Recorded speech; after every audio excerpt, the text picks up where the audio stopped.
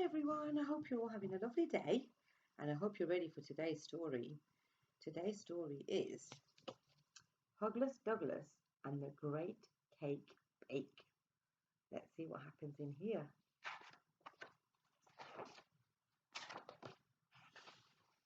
Early one morning, Douglas was surprised to find a trail of footprints running across his bed. They were sticky and they tasted of honey. "Who's been walking on my bed?" asked Douglas. "Who's been doing that?" The honey-flavoured footprints led all the way to the cupboard. "Where's my honey?" Douglas gasped. He looked at the food very carefully. "I can't eat any of this without honey on top, and I'm really hungry." "Oh dear, who's taken the honey?" Douglas quickly changed and followed the honey trail outside. If I could find a clue to help me," he sighed. Then Douglas twitched his nose. "I know that smell." Who is it? Let me see. Who can it be? "Ah, hello, Douglas," barked the sheep. "Why are you wearing my honey?" asked Douglas. "We've collected everything we need to bake." "Honey cakes," said Flossie. "Can you help?" "Oh, yes," said Douglas. "I love baking." Ooh, they wanted the honey to make honey cake. The sheep had collected berries, nuts, carrots, and honey. "Right then," said Flossie, "we need to put on our aprons and wash our paws. Now let's bake. Do have to wash your hands, don't you?" Flossie shouted instructions from her recipe book and they all set to work. So they need berries, they need eggs, they need flour, they need nuts, and they need carrots. And then they need to mix it all up in one big bowl.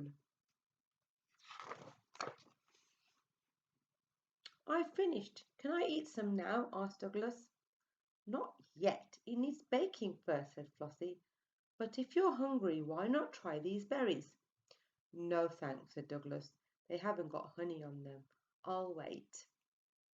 Douglas' tummy grumbled as he watched the sheep put dollops of the mixture into a baking tray into the oven. You see that? They've got a nice lovely big oven, haven't they, outside? And you know why Douglas needs honey, doesn't he? Because he's a bear and bears love honey. By now everyone was very hungry. Douglas found a plate and joined the back of a bad-tempered queue. There was pushing and nudging, then someone threw a carrot. Oh dear, what's going to happen now? No, a food fight started. Look at that. All the sheep are throwing food about. They're all fighting with food. Ping went the oven. "The cakes are ready," said Flossie. "Yay!" cried the sheep, and they scrambled towards the delicious smell. "Save some for me," called Douglas. But the sheep didn't hear, and soon every single cake had been eaten. Oh dear, Douglas didn't get any cake.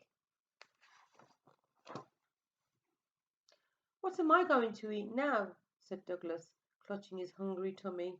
He looked at the carrot on the floor and sighed. He bit into one.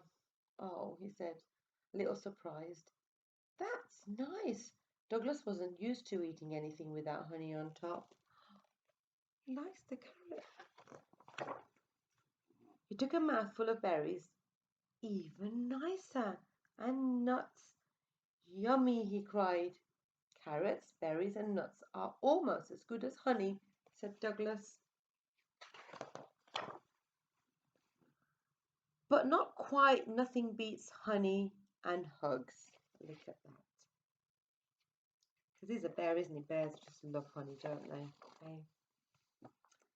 Now, this is when the sheeps get together and they decorate.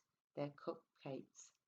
They have to get their cakes all nice and cool first, and then they make some buttercream frosting, and then they put buttercream frosting on it. They can even put some icing on it. Oh, look, they're making googly eye ones as well. Look, they're making different sorts of frostings on their cake. Which ones do you like? Do you like some with hundreds and thousands on it, with lots of icing on it? Very sweet, isn't it? Maybe you can make some honey cakes at home with your mummy or daddy, and then you can decorate it and show me. I'd love to see what you make. Right, I hope you enjoyed that story, and I hope you have an absolutely lovely day, and I will see you again for another story. Bye for now.